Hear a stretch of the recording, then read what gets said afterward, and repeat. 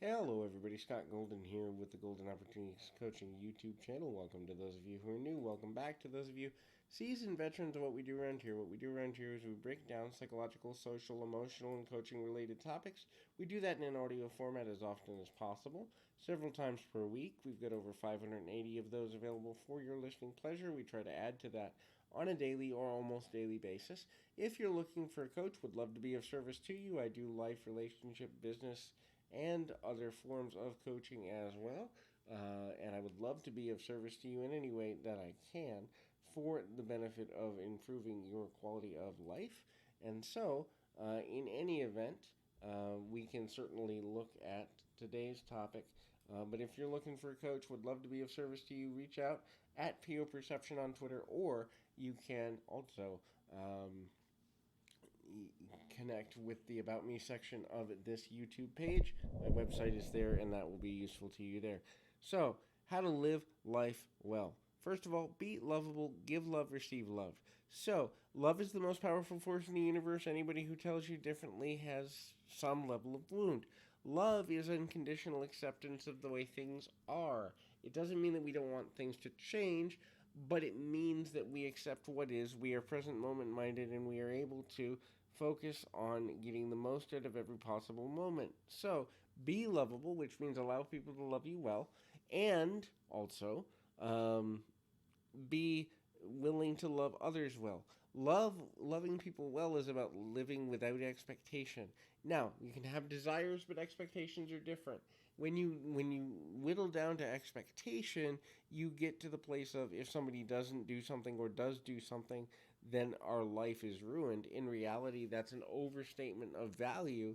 And so when we love people well, completely, what we do is we say, these are my standards. I would prefer you not break them. If you break them, I will need to walk away from you, but I'm not going to define my life based on how things play out between the two of us. And that is really hard for lots of people because we're taught a narrative that says a person's behavior is a reflection of our value in a lot of cases, especially in Western culture, and that is quite negative for lots of people dealing with those types of thoughts and feelings.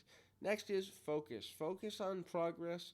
Focus on your goals, your dreams, your aspirations. Focus on improving yourself, learning, growing, and developing new ways of being. The level of focus that you have will, in fact, influence the outcome of any event you're going through. Underfocused means underperforming. Underperforming means undersatisfied. So, when you need to get to another level, look at what you're focusing on. Look at where your extra time is going. Look at where your energy is going, where your thoughts are going, where your physical energy, in other words, what are you physically doing? All of these things are important. The next in that line is self-belief.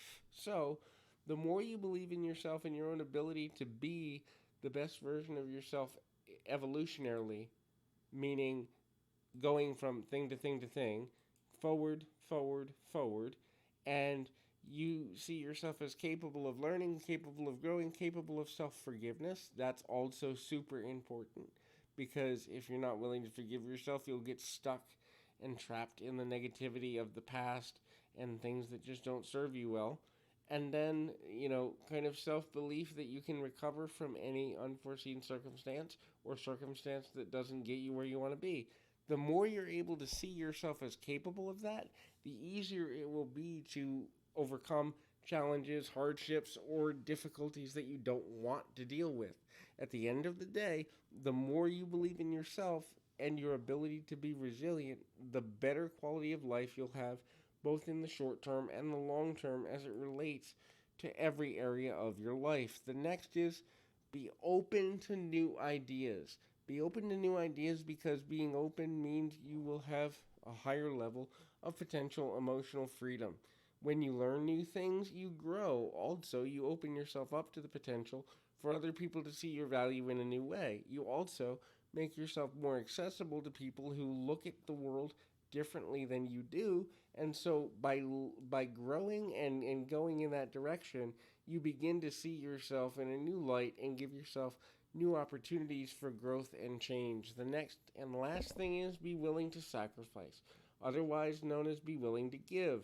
Give of your time, give of your energy, give of your money if you have it to spare. Give of your knowledge in another way. Now, it doesn't necessarily mean that you have to give everything.